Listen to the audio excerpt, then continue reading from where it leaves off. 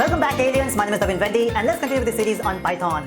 In the last video, we have talked about the theory of objects and a class, right? So of course, before creating an object, you need to create a class, right? Because class is a design for the object, and if you don't have a design, how can you build something? In fact, even before building a tower, you need to create a blueprint of it, right? And that's the same case here. So if you want an object, you need to create a class. So what I'm talking about is, let's say I want to work with computers. So I'm a person, I want to work with a computer. So of course, I want an object of a computer, right? So let's say I'm a programmer, and of course, I want to work with a computer. So I will say comp1. So this is my computer. But see, the thing is, till this point, we have worked with integers, we have worked with float, string. Now, all those are inbuilt types, right? We don't have any type as computer. So of course, we need to create our own type. So we have to create our own class for it. So if you want to use a computer, you need to define a class here. So how do we define a class?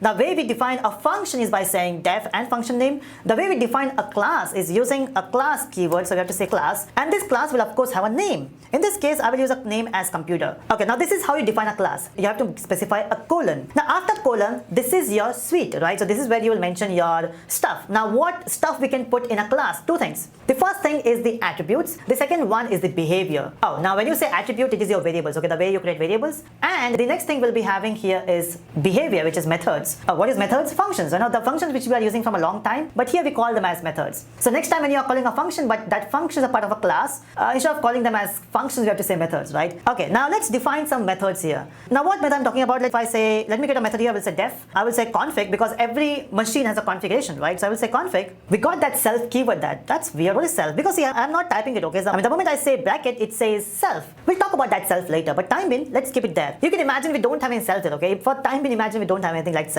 Okay, and here we'll say we got a computer class and then we got a config method, or you can say function, but try to move from that function term to method term. Right, so we got a method here which is config, and here I'm printing the config of this machine, and I want to say, hey, this is i5 machine with 16 GB RAM and it has 1 terabyte hard drive. Now this is very common config now which we find nowadays, right? And that's what I'm doing here. So we got a class computer, we got a method in that. Example here I'm saying comp1 is the object of computer, but we cannot simply do that, right? We cannot simply say comp1 because no one will understand what this comp1 is. Example, if I say there's a variable a, what is a type of this variable, right? Now since in Python we don't have to statically mention the type of it, so what we can do is when you say a equal to 5, now the type of a becomes integer, right? If I say a is 5.5, the type of a becomes float. If I assign a value of string type, if I say 8, even if that 8 is number, we are putting that in single quote, right? That becomes a string. What about comp1? Comp1 here don't have a type. We have to mention, hey, this comp1 is an object of computer.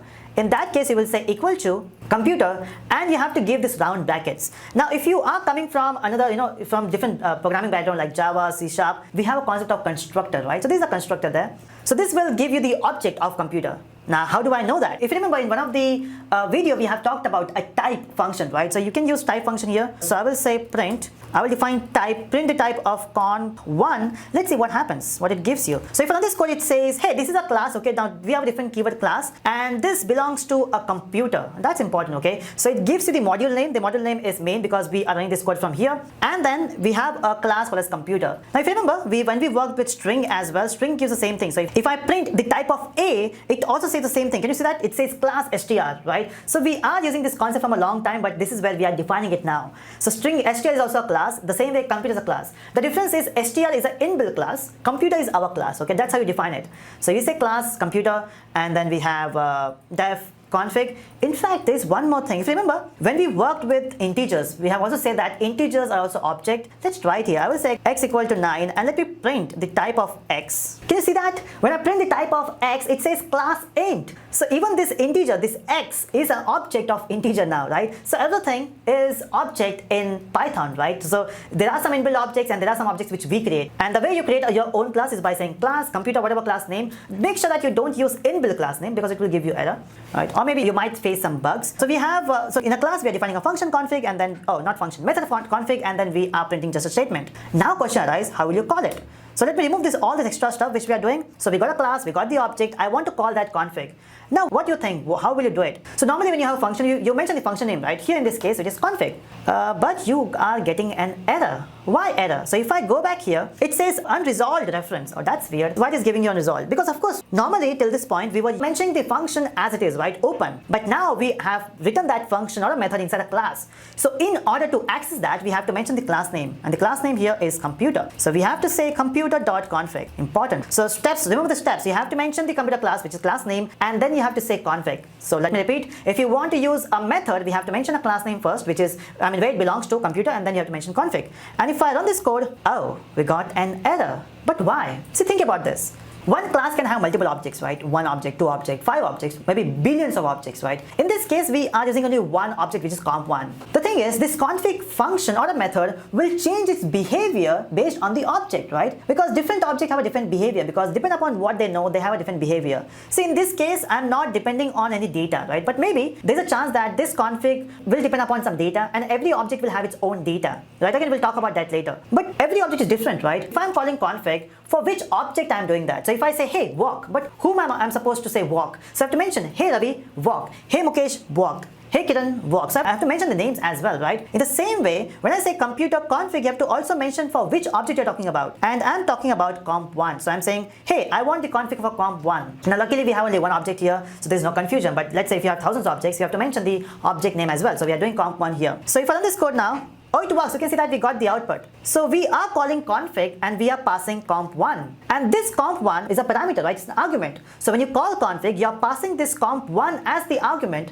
and it is going in self. So what is this self? Self is the object which you're passing. Again, this thing will get more clear once you see further videos, right? So this is a complex concept if you're learning OOPS for the first time, but step by step, everything will go inside your brain, okay? So this is the first layer. Again, in the next video, we'll talk about some more layers to it. We'll add more layers and then I will make sure that you get everything about it. Okay, let's create some more objects, okay? So I will say comp2 is equal to computer, right? So we got comp1, we got comp2. So in total, we have two objects, which is comp1 and comp2, but we have only one class, which is computer. If I want to call config for comp2, what you will do? You will say computer.config, and this time you're saying, hey, I want to call config for comp2. So in the first instance, I'm saying Mukesh, walk, right? Or I will say, hey human, walk. In bracket, I'm passing Mukesh. I will say, hey human, walk. In bracket, I'm passing Ravi, right? In the same way here, I'm saying, hey computer, show me your configuration, and I'm talking about comp1. Hey computer, I want your configuration for comp2. So if I run this code, you can see we are getting same data because at this point, we are not changing data for different objects. We can do that later. So this is one way, right? If you want to call config, we have another way. If you think about this,